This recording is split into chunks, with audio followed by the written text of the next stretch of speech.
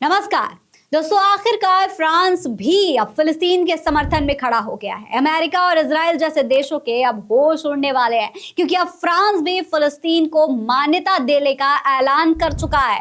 दरअसल फ्रांस के राष्ट्रपति इमैनुअल मैक्रोन ने एक बहुत बड़ा बयान दे दिया है। जी हाँ, एक ऐसा बयान दे दिया है कि जिसने तमाम देशों के होश उड़ा दिए हैं, जिसने तमाम देशों के छक्के छुड़ा दिए हैं, पसीने छुड़ा दिए हैं। उन्होंने एक मीडिया चैनल के साथ बात करते हुए क्या कहा है, चलिए उस पर गौर करते हैं। दरअसल उन्होंने कहा है कि फ्रांस फिलिस्तीन को मान्यता देने की योजना बना रहा है और इसे लेकर जून में न्यूयॉर्क में होने वाले संयुक्त राष्ट्र सम्मेलन में ऐलान भी किया जा सकता है।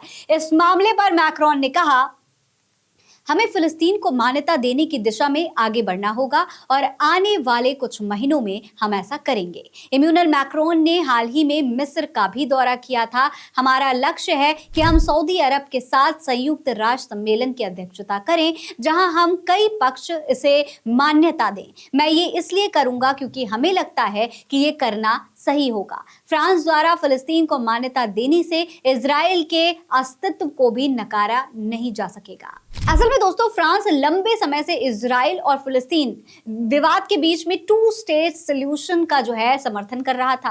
हालांकि फ्रांस द्वारा अगर फिलिस्तीन को मान्यता दे दी जाती है तो ये बहुत बड़ा नीतिगत बदलाव होगा दोस्तों, और इसे इजराइल को बहुत बड़ा झटका भी लग सकता है, क्योंकि जिस तरीके से आतंक जो है इजराइल बीते कई महीनों से फिलिस्तीनियों पर ढा रहा है, उसे देखते हुए ये फैसला उसको काफी नाराज कर सकता है, उसके लिए मुसीबत खड़ी कर सकता है, उनके तमाम इरादों पर पानी भी फेर सकता है।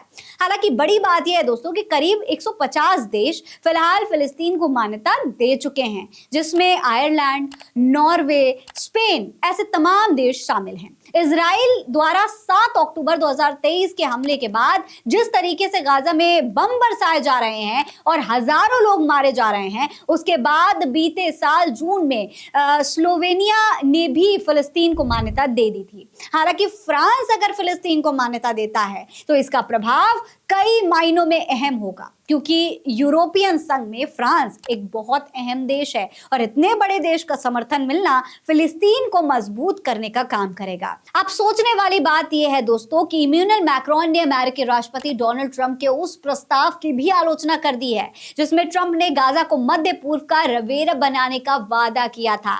इस पर मैक्रोन ने तंज कसते हुए यह बात कही है कि गाजा पट्टी कोई रियल स्टेट प्रोजेक्ट नहीं है, तो डोनाल्ड ट्रंप ऐसे ख्वाब बिल्कुल भी ना देखें। खैर, अब फ्रांस के इस फैसले पर आपकी क्या राय है, कमेंट में लिखकर हमें जरूर बताएं। ये खबर आप MF न्यूज पर देख रहे हैं। मेरा नाम है फरीन अंसारी। आप रहे स्वस्थ मस्त, बस यही है दुआ हमारी। नमस्कार।